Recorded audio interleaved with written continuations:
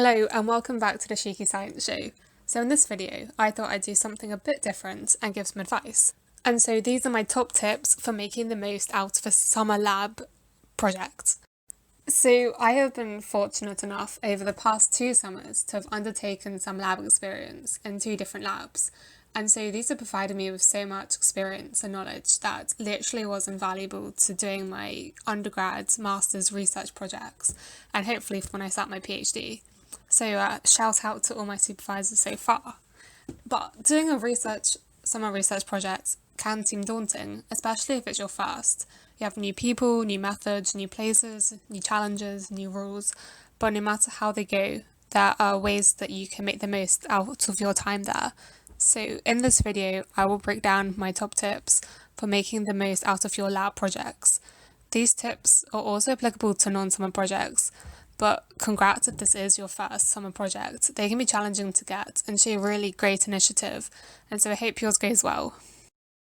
So here are some tips to help you make the most out of your summer project. So let's start with tip number 1, be prepared. So most summer projects are typically between 8 to 12 weeks.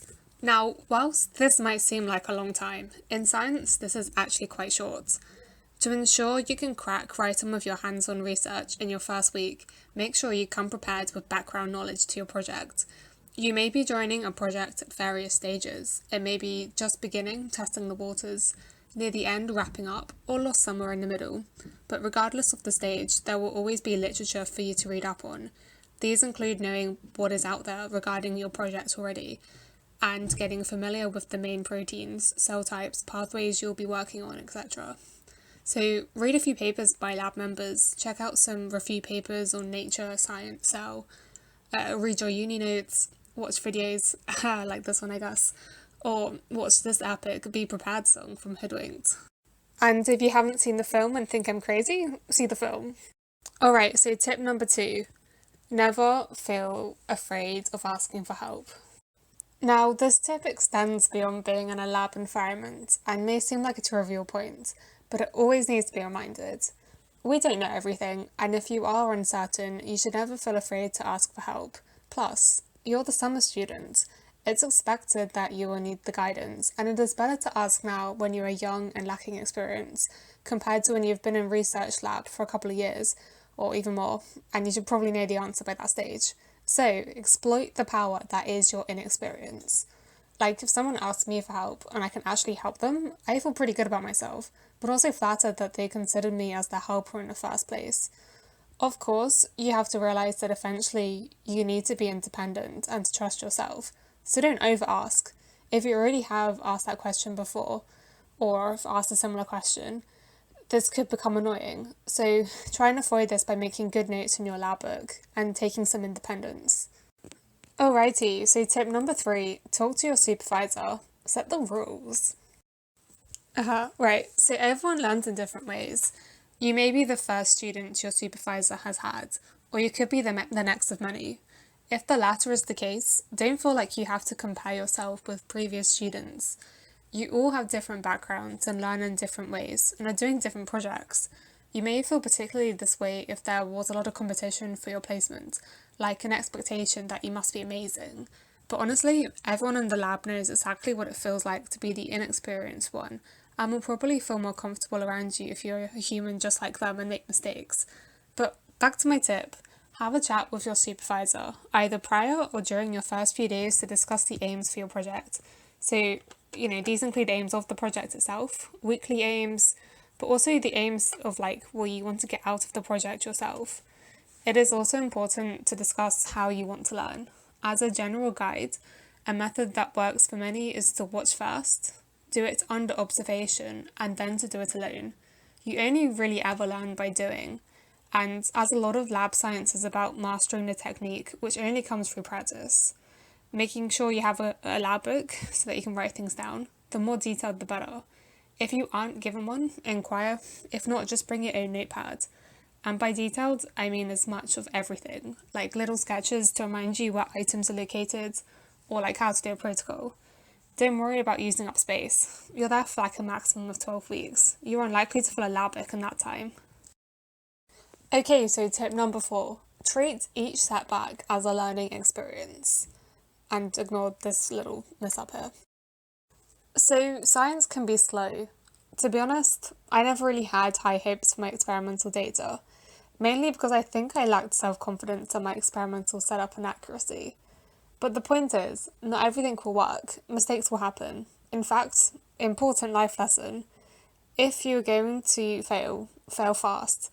That way you can move on to something different. The worst case is when your results are uncertain.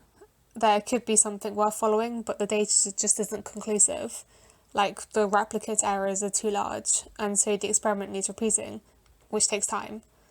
But I guess, you get to try and practice more, eh? Alright, tip number 5, mix and pipette and gloves. So one thing I don't think I really appreciated when I started out in the lab is the importance of mixing and pipetting.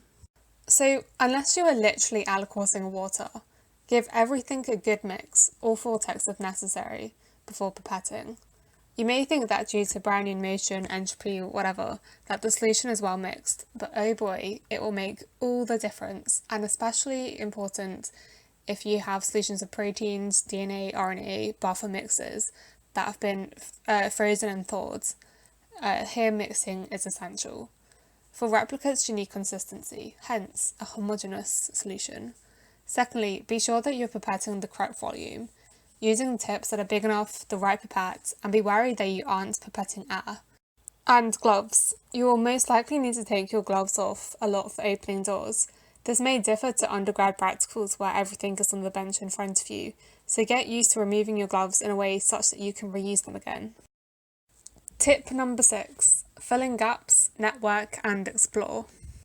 Likelihood is you'll have sporadic intervals throughout your day during incubation, centrifugations, thawing, etc., where you'll reside from your bench. Try and fill this time with something productive and restrain from using social media. So, network. You may be the youngest, there may be no other summer students, but there will be people that you can talk to. Ask them about their research. People love talking about their research. Ask them what they enjoy about their work, their top tips for choosing a lab, their regrets, or their suggestions. Ask people for advice. People have different opinions and different perspectives, and so it's just good to talk to different people.